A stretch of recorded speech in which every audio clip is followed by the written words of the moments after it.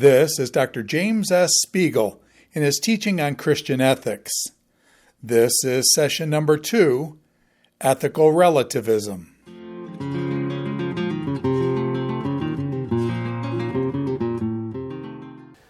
Hello, let's begin our look at major moral theories, and what we're going to do is we're going to begin with a look at ethical relativism.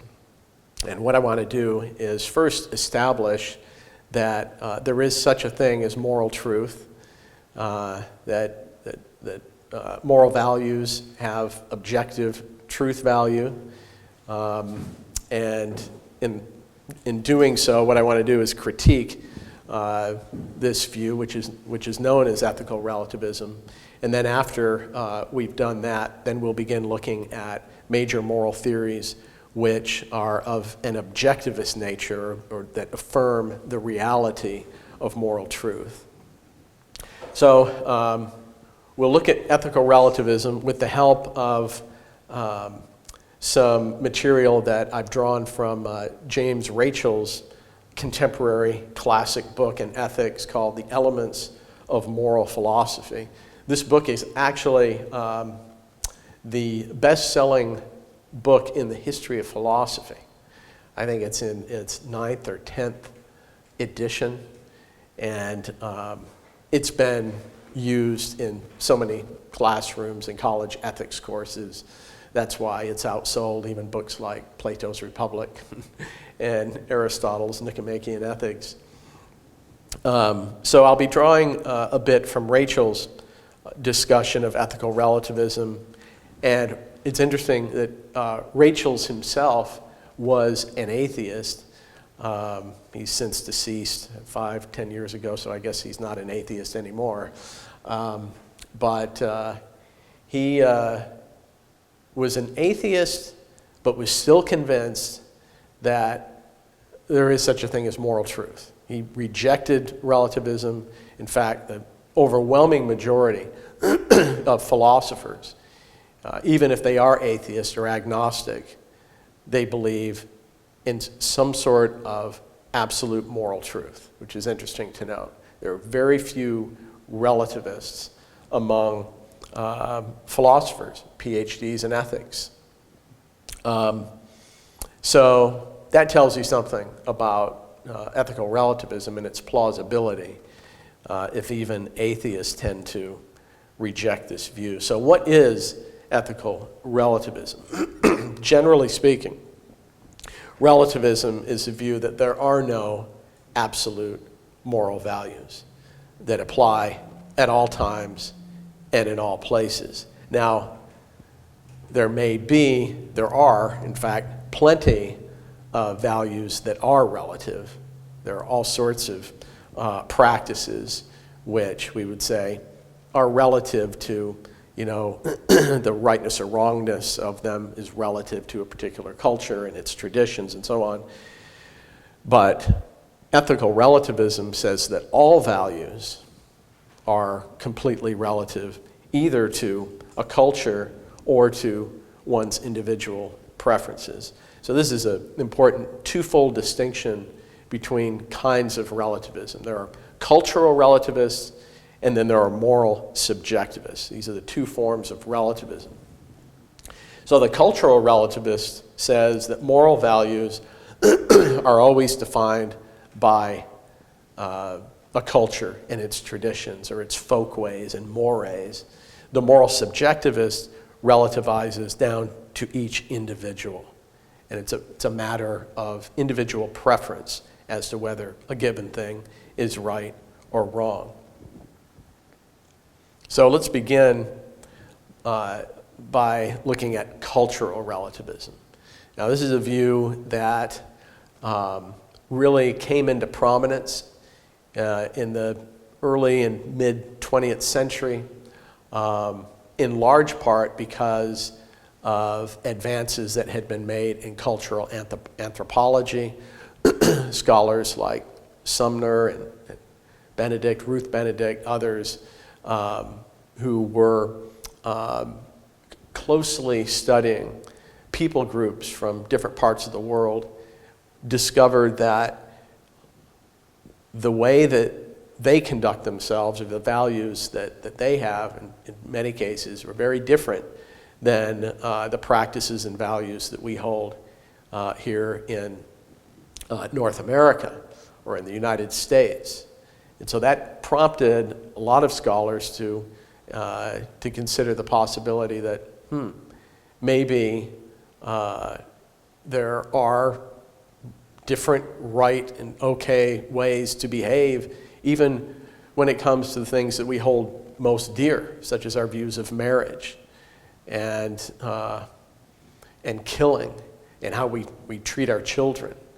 Some of our most fundamental beliefs, there are people in other cultures who hold very different views and live their lives in very different ways. So that prompted a kind of skepticism for a lot of people that, maybe there is no absolute truth here.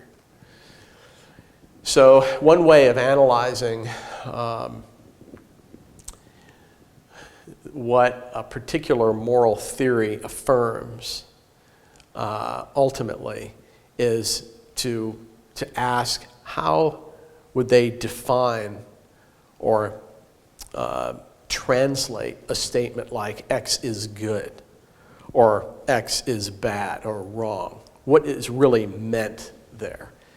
And here we delve into something that's called metaethics, which analyzes the logic and meaning of moral terms, concepts, and statements. Okay? So we will do a little bit of a meta-ethical analysis of each of these theories, beginning with cultural relativism. What does the cultural relativist think we're really saying when we call something good or bad or right or wrong or just or unjust? The cultural relativist says that a statement like X is good means that X coheres with or fits with this culture's mores. And when we say something is bad, that's just a way of saying that it contradicts this culture's mores or received and preferred ways of doing things. Okay? So if I say to a guest, you should not burp at the table. Or if I say that to my kid, don't belch at the table. That's wrong. Don't do that. That's bad. What that means is that's just something we don't do here. We prefer that you not belch at the table or expel gas, flatulence at the table, very rude and crude, and we might say that's bad, it's a wrong thing to do. And there are plenty of other things that we'd recognize are kind of cultural preferences. Certainly belching in some cultures is considered a sign of gratitude or appreciation for a good meal. So there's certainly relativity there. And we could say that about modes of dress, and dancing, certainly artistic styles, the way we set things up in terms of traffic laws, all sorts of little details of public behavior are relative to a culture. And when you go visit another country, you discover that, There's certain ways of hitching a ride, for example, that are practiced in different culture that differ. We tend to do this, not that I'm a hitchhiker, but people who do hitchhike, will stand on the side of the road and do that. Actually, it's not as widely practiced as it used to be, but that used to be the way to do it. Put your thumb up like that.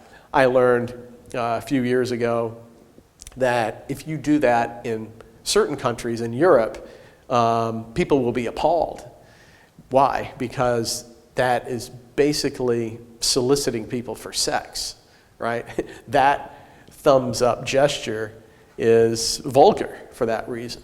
So there's relativity there. I said, well, then how do you hitch a ride? How do you indicate to motorists that you'd like to catch a ride somewhere? They say, well, you do it like this. You take your index finger and you point down.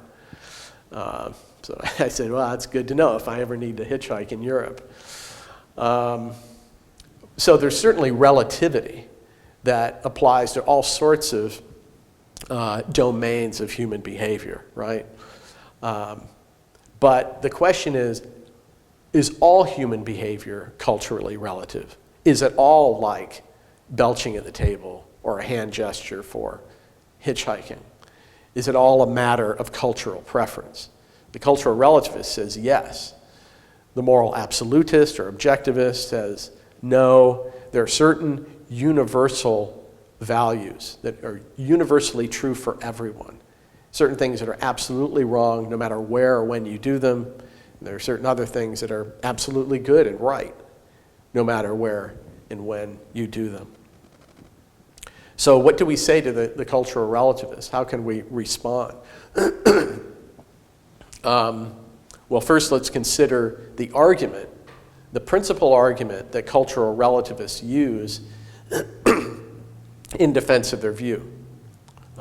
Rachels calls it the cultural differences argument. And if you encounter someone who is a cultural relativist and you ask them for the reason for their view, why is it that they hold the view that they hold, this is the argument they're likely to give you. Some version of the cultural differences argument, which says, first, that that different cultures have different moral codes. There's a variety of moral codes across cultures.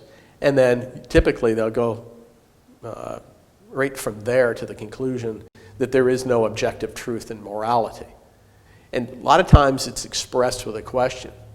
You know, how can you say that there's just one right way to live when people in other cultures do it very differently than you? How can you say that? That's kind of, I guess, a Socratic approach, just posing the argument in the form of a question. The assumption being that you're foolish to say that. That no one in their right mind would say there's just one right way to conduct yourself sexually, for example. Or in terms of how we should treat people who are dying, who are in excruciating pain. Who are you to say there's just one right way to approach that situation, or one right way to approach the abortion issue, and so on? So the cultural differences argument just basically moves from the fact of the plurality of beliefs and values to the conclusion that there is no one correct or true value when it comes to any particular moral issue. Now, what are we to say to that? From a logical standpoint, this argument has a very basic flaw, and that is that plurality does not imply relativity. A plurality of views on anything does not imply that there's no one true view. Okay? Just because people disagree about an issue, it doesn't follow from that there is no single truth about that issue. Consider astronomy. In the history of astronomy, going back to the ancient pre-Socratic philosophers, there have been a variety of views. Okay? Three major views. One is the flat earth theory, that the earth is flat and maybe surrounded by water. What's that resting on? What is the earth? What is it founded on? You know, there were and have been and probably still are a number of theories that flat earthers propose there. But the idea that the earth is flat is one position that's been held by a lot of people through history. Another view is the geocentrist view, that the earth is floating in space and is orbited by the sun, as well as the various planets and stars. And then the third view, the view that I hold, and presumably you hold, is the heliocentrist view. And that's the view that the earth is one of several planets that are orbiting the sun, and the sun is at the center of our solar system. These views are not compatible with one another. You can't be a heliocentrist and a geocentrist at the same time, or affirm flat earth and geocentrism one at the same time. You really have to choose. But there's a variety of views there. And to this day, in various cultures, and even in this one, there are people who are geocentrists as well as flat earthers. In fact, flat earth theory, I've noticed, has made a little bit of a comeback. And there are some prominent athletes and entertainers that are actually flat earth theorists today. You can see bumper stickers. Maybe you've seen the bumper sticker that says, "Once you go flat, you never go back." Okay? There are people who seem to be highly intelligent, and even well known in this culture, who are flat earth theorists. Now, does that mean that, therefore, there is no truth of the matter when it comes to astronomy, when it comes to the position of the earth relative to all these heavenly bodies? Look, you have flat earthers and geocentrists and heliocentrists. Who's to say? Who are you to say that the sun is at the center of our solar system and the earth is revolving around the sun? Who are you to say? How would you answer that question? Hopefully you would say, well, I'm a somewhat educated person on this theory. I understand basic physics and astronomy, and I understand that overwhelmingly, in fact, there's, I assume, a certain unanimity among scientists who are experts in astronomy and cosmology, who can demonstrate empirically that this is the case, that heliocentrism is true. With all due respect to the flat earthers, with all due respect to the geocentrists, there is a truth of the matter that's based in good reasons and evidence that refutes their view. Okay? So we recognize that about astronomy. We recognize that just because there's a plurality of views, it doesn't follow from that that there is no one truth. Okay?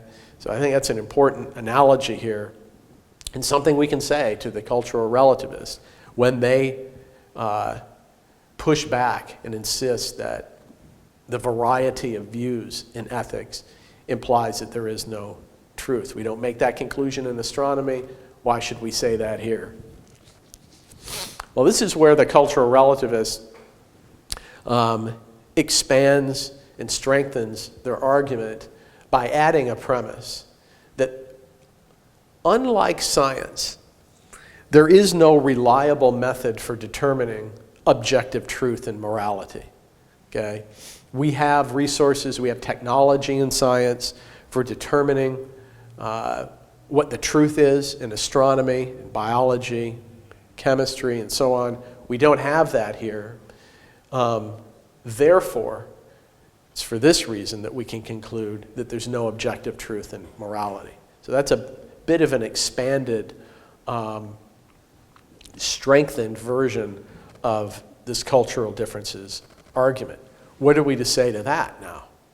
Because surely there is a difference, isn't there, between the discovery of truth in science and the discovery of truth in ethics. Maybe they're right. Maybe there is no method as there is in science for discovering moral truth. Well, in response to this improved version of the cultural differences argument, we can note that the argument is still invalid. Okay? A valid argument is one where the premises imply the truth of the conclusion. If the premises are true, the conclusion must also be true. That is the definition of a valid argument. But notice, when it comes to the cultural differences argument, even this revised version of it, the conclusion does not follow. If we grant that different cultures have different moral codes, and they do, and we grant that there's no reliable method for determining objective truth and morality, and let's, for the sake of argument, grant that, does it follow that there is no objective truth in morality? Well, no, it doesn't. And again, we can go to the history of science to prove that. In, say, the 7th century or the 12th century AD, was there a reliable method for ascertaining the truth in astronomy with regard to the Earth's place in the cosmos? No, there wasn't. We didn't have really powerful telescopes or sufficiently powerful telescopes until the early modern period. And the means of exploring the universe were very limited, say 1,500 years ago, such that definitive conclusions could not be drawn about this question. So there was no reliable method for determining the truth of the matter regarding the Earth's place in the cosmos all those years ago. But wasn't it still the case that the Earth was revolving around the sun, spinning on its axis, right?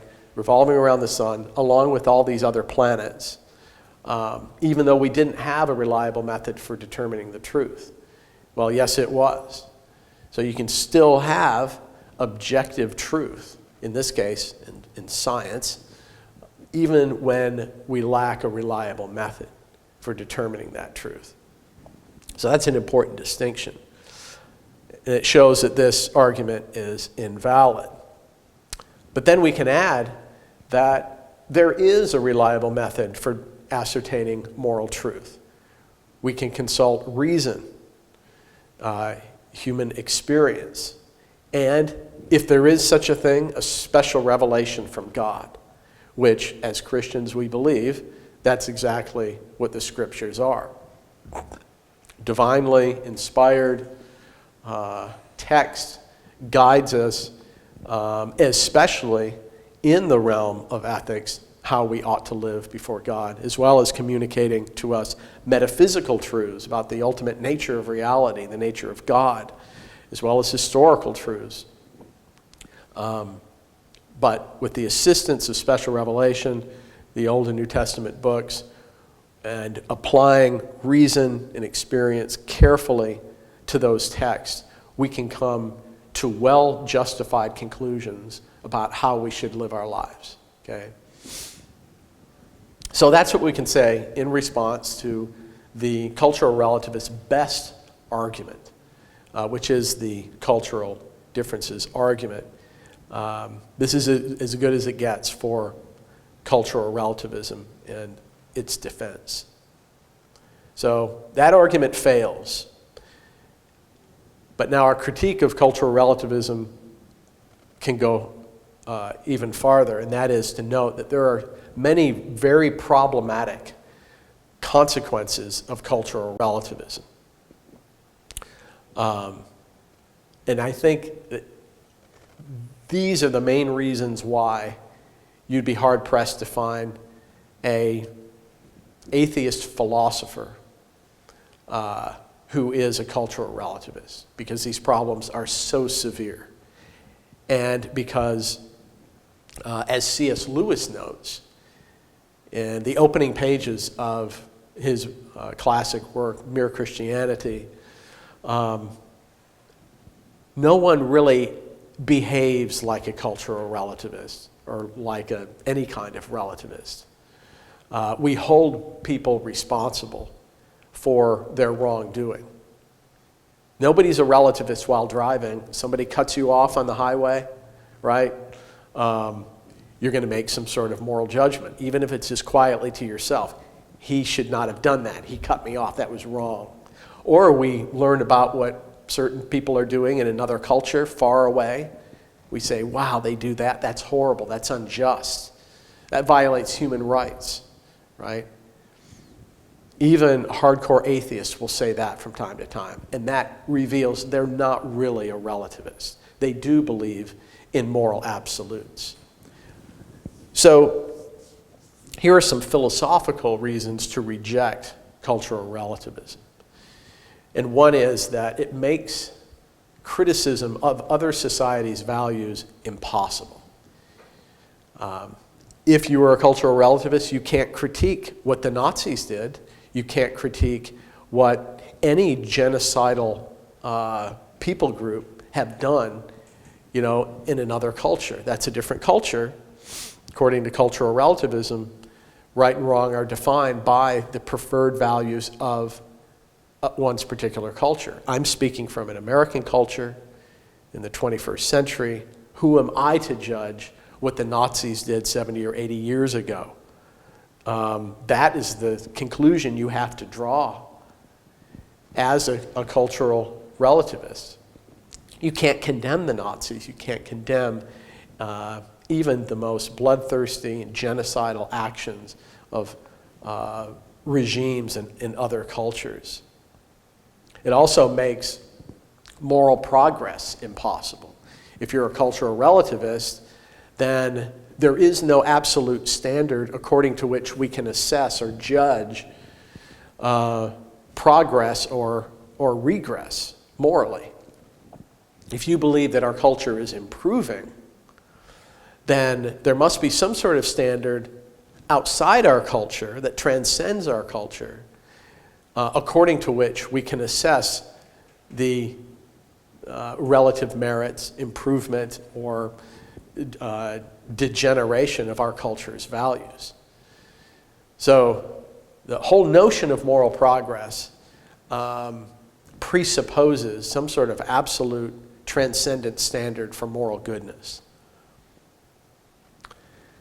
And connected with that is a further implication of cultural relativism, and that is that cultural relativism implies that all moral reformers are corrupt.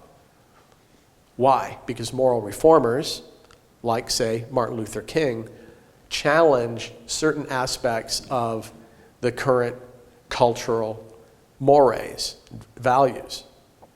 Martin Luther King rightly challenged Jim Crow laws because they're racist, and even though those laws were consistent with some prevailing mores in this culture, he recognized that they were wrong. He campaigned and protested against those and prevailed, and we consider him a hero and someone who was a good moral reformer. But if cultural relativism is true, you can't do that. If the only standards that we have to evaluate, behaviors or moral reformers are the current cultural values, then by definition, what Martin Luther King was doing was wrong. He was challenging the cultural mores. So if you believe that Martin Luther King was a good moral reformer and even a moral hero, then that shows you're not a cultural relativist. You believe in moral absolutes. And Martin Luther King made this very argument in a number of his writings and speeches, that there is some sort of higher moral law that he would say comes from God, is couched in the being of God somehow, according to which we can evaluate our current laws. And he was rightly confident that at that time we were practicing some immoral things with these Jim Crow laws. So he was a moral hero. He wasn't corrupt, and the only way that we can make sense of his being a moral hero is by believing in moral absolutes and rejecting cultural relativism. So we can put all this together and offer a kind of reduction to absurdity argument against cultural relativism. If we assume that cultural relativism is true, then we have to conclude that Nazis were not absolutely wrong, that we have to conclude that all moral reformers are corrupt, and we have to conclude that no moral progress is possible. But all of those implications, any person with moral common sense would recognize these are just unacceptable. the Nazis were absolutely wrong. Moral progress is possible, and moral reformers, not all moral reformers are corrupt, okay? So that implies that the assumption here that cultural relativism is true must be false. Anything that implies absurdities or any falsehoods must itself be false. So that's a kind of reductio ad absurdum argument against cultural relativism. Okay, so enough on cultural relativism. Let's talk about the other form of relativism, which is moral subjectivism. One of the problems with cultural relativism is distinguishing when one culture begins and another one ends. At what point does my current culture fade into another culture, right? We can talk about European culture or French culture as opposed to American culture, as opposed to German culture or Swedish culture. Different nations have different cultures, right? But within a particular culture or nation, you have subcultures. In the United States, right? I just took a trip down to Texas, and it's a somewhat different subculture there than it is in Indiana. I've been to California, Oregon, been to the East Coast, and all these different states. The subcultures are a little bit different. I live in Indiana. I've noticed that there is a slightly different culture in northern Indiana than southern Indiana, which is a little bit more like Kentucky. Northern Indiana is a little more like Michigan. The line drawing is impossible or else endless. So what counts as a culture? That is an open and difficult question that, if we're going to properly understand cultural relativism, we've got a huge task on our hands. It's probably an impossible one. The only clear line you can draw, it appears, is between individual people, right? It is clear where I end and you begin. That's setting aside the problem of conjoined twins, okay? That makes distinguishing between individual people even that difficult. But for the most part, individual people are distinguished in terms of where one body begins and another one ends. So you have your values, I have mine. The moral subjectivist says that's the solution.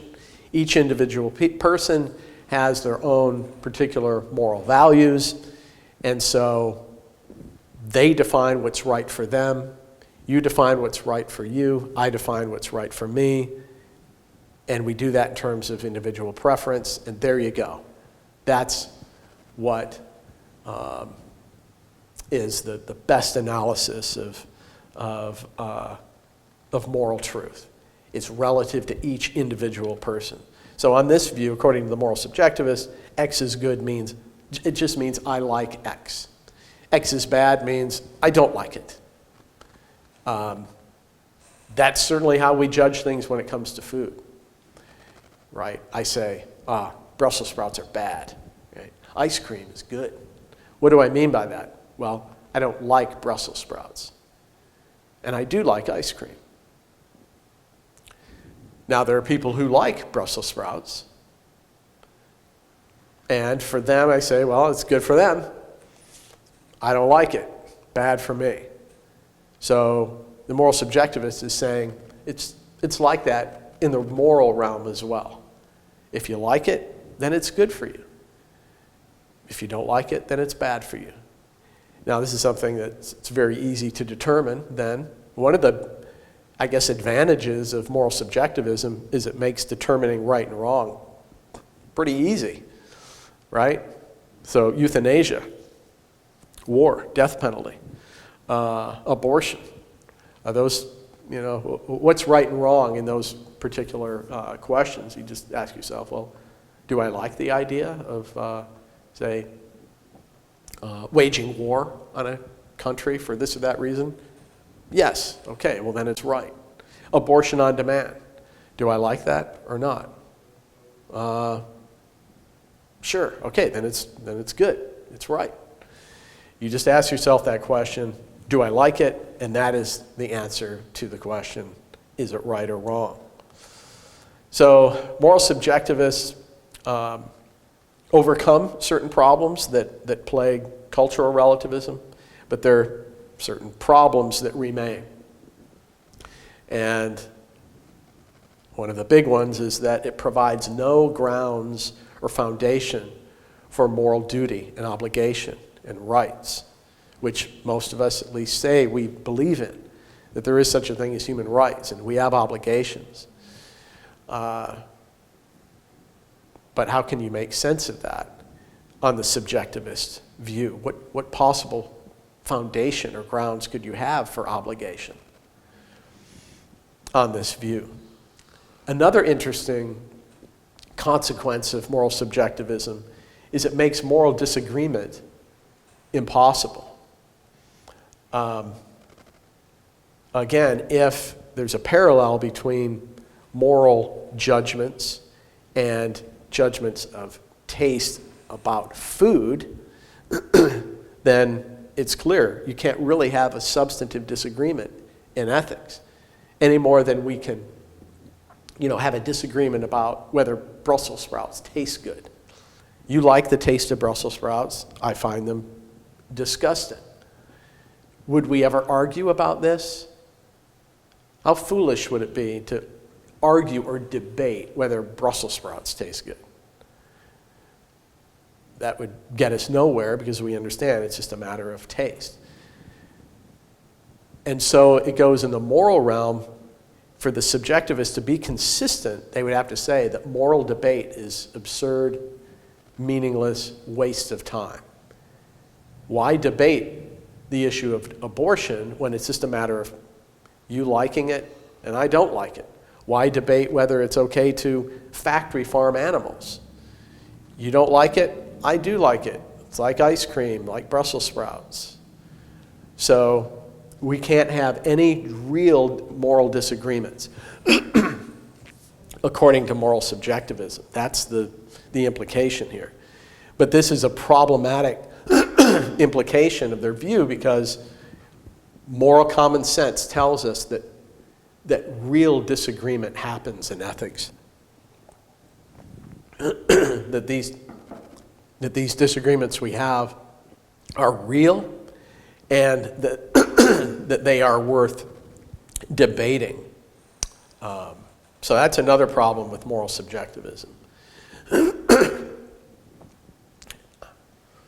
Another absurd implication of this view is that if subjectivism is true, then we cannot condemn or praise anything absolutely. Why? Because, again, we're only describing our feelings and our preferences. And that includes the Nazi Holocaust. That includes any genocidal behavior anywhere. That includes even torturing babies or rape and murder. I may not like these things. I might be sickened by these behaviors, but if somebody else likes that, then as a subjectivist I have to say, well, then that's right for them. And hopefully the absurdity of that is clear. Finally, a second absurd implication of moral subjectivism is that we cannot be mistaken about our moral judgments. If subjectivism is true, then so long as you're in touch with your own feelings, you're aware of what your own preferences are, then you know the moral truth about any particular issue whatsoever. You can't be mistaken. And again, that contradicts moral common sense. I once held a different position on the abortion issue. Many years ago, I was pro-choice on that issue. And then, as I learned more about it, my view changed. And I became morally as well as politically pro-life on the abortion issue. Now, my view changed, and moral common sense tells us that my view either was wrong and then I changed my view to the correct view, or vice versa. Maybe I had the correct view and I now currently hold the wrong view. But that particular view, understanding that I was either mistaken before or I'm mistaken now, you can't make sense of that on the subjectivist view, which implies that you're never mistaken, even if you change your view from day to day. Even if on every odd-numbered day you're pro-life and every even-numbered day you're pro-choice, you are correct every one of those days, so long as that is your preference that day. And if that's not absurd, it's hard to say what else could be. So we can be mistaken about our moral judgments. That also refutes moral subjectivism. So moral subjectivism really isn't an advance on cultural relativism. It's just as problematic, maybe even more so. And those are the two forms of ethical relativism: cultural relativism and moral subjectivism. So hopefully now we've refuted those two relativistic views.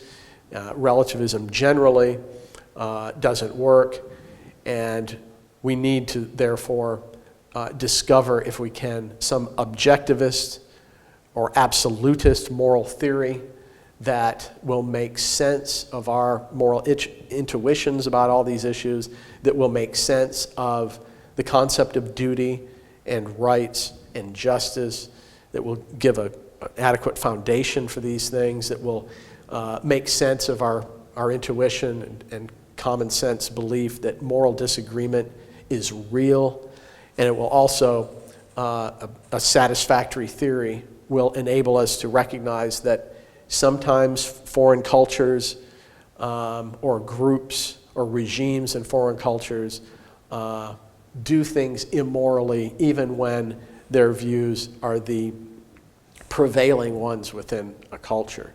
We need a moral theory that will account for all of these common sense beliefs about morality. And so that's what will take us into our survey of the major moral theories, which we'll do next.